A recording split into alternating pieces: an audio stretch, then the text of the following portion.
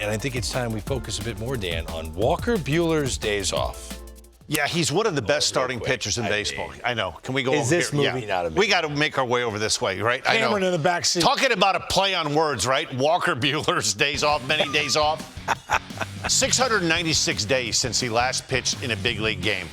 What does he bring to the Dodgers? He brings an element that they haven't had in a while. It's one of the reasons they had to go out and they had to sign some guys. They signed Yamamoto for the big deal, and they had to go out and inquire pitching. They had to. They had to get Glass now. When this guy's on, Greg, it's the smoothest, 96 to 98 miles an hour. He's not a very big guy. He probably doesn't weigh any more than 175 pounds, but he's got a big arm and he can spin the ball.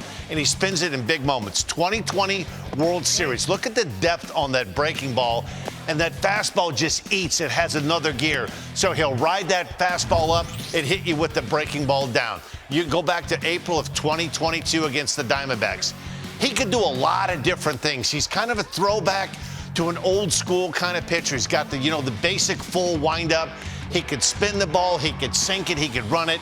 He could explode the fastball up in the zone. He could do a lot of things that like pitchers today make it so tough on hitters. And what is that? They can throw the fastball up in the zone to make you aware of that 95 to 97. They can sink it. They can throw a curveball. And he even throw every once in a while, he'll flip a little cutter in there. So he's hard to read. And when he's right, and it won't be today, the one thing I think he's been lacking, and he talked about this before he got called up a couple days ago, he's lacking that intensity in the minor leagues, like to get himself really amped up for a game. So what does that mean? His velo's down? His velo's been down a couple of ticks. Don't be surprised if he starts out, probably 94, 95, and then maybe he has a little tick down and then he fights his way back up. But I'm going to be really interesting to see tonight. Like, there's always the first time back when a pitcher comes back.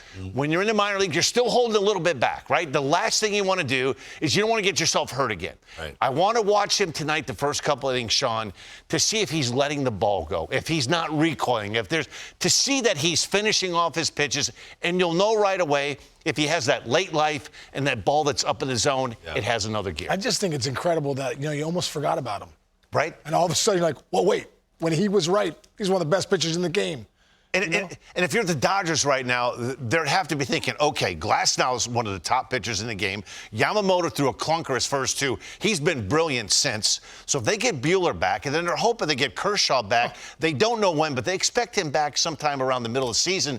So their starting rotation, which I thought was the big reason why last year they got knocked out, their rotation now looks like you could have some swing and miss. So how many starts till we can expect Walker Buehler to be? 5 to 7. 5 to 7. 5 to 7? 5 to 7 before you get a really good read on, okay, can he maintain the arm strength? Is the arm still live? Does he have the finishes on the pitches? Yeah. And listen, you can do all you want to do in the minor leagues.